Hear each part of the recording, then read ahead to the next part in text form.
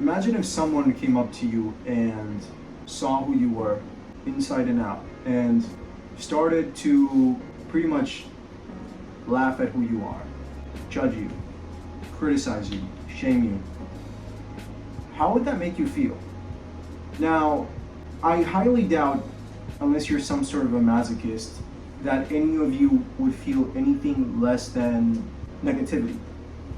Maybe you'd be infuriated, maybe you'd be hurt, but I guess those two are synonymous. I mean, you have to be hurt to be infuriated.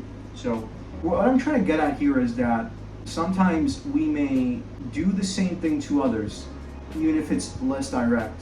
There is nothing wrong with having the thoughts of judging someone. There is everything wrong with acting on those thoughts.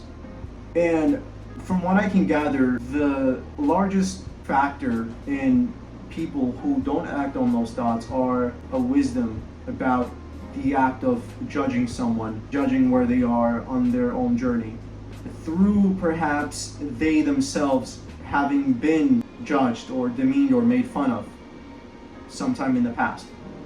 And I think it's very important to recognize everyone is where they are, everyone is doing what they're doing the best they know how to from their vantage point within their own consciousness. And if you were put in their shoes, if you became them and saw life through their eyes and through their state of being, you would probably most likely make the same decisions that they're making. People are where they are, and it should be that way simply because it is that way, and it's not any other type of way. And it couldn't be any other type of way because it's that type of way, because that's just what it is.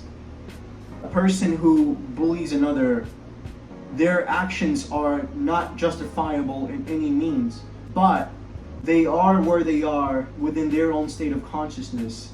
They have to come to an understanding within themselves on why doing that to another person is not right, is not just.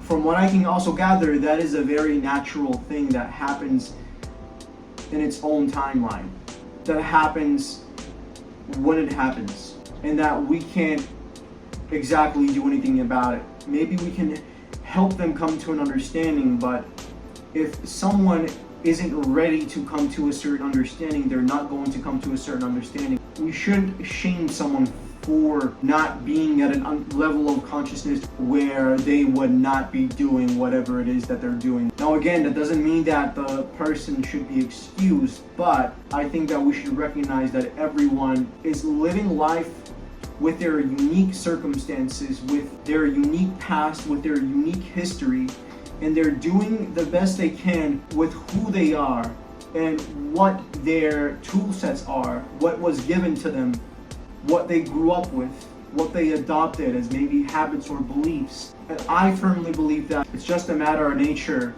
before they do come to a certain understanding or a certain level of consciousness.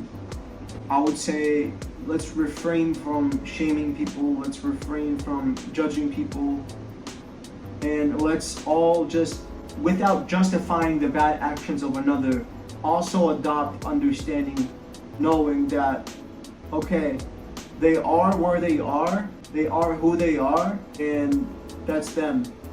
Nature wants somebody to perpetuate a certain state of being, then that person is going to perpetuate that certain state of being, whether we like it or not, or whether they like it or not. So it's a very natural, gradual process that we can't really interfere in. And if we do interfere in, it was meant to be interfered. It was part of that journey of nature. So that's it. Peace.